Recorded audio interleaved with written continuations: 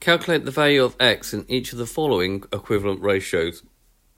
So you've got 7 to x is equal to 8 to 13. So 7 to x is equal to 8 to 13. Now, one way to do this is to realise that this is actually a fraction.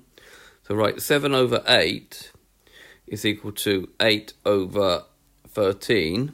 And if they're equivalent, then what you can do is, because this is divided by 13 here, you can multiply by 13. Because this is divided by x here, you can multiply by x. So we're going to get 7 times 13, this is called cross multiplying, is equal to 8x. 7 13s are 91, and therefore to find x we need to divide by 8.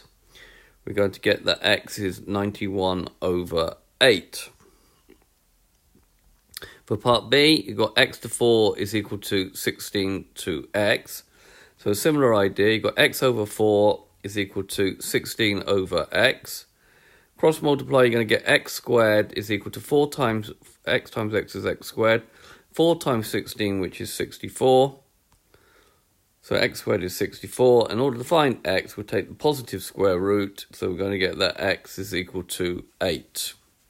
Okay, so this has been a video to show you how to find the value of x in equivalent ratios. I hope you've understood, and I thank you very much for watching.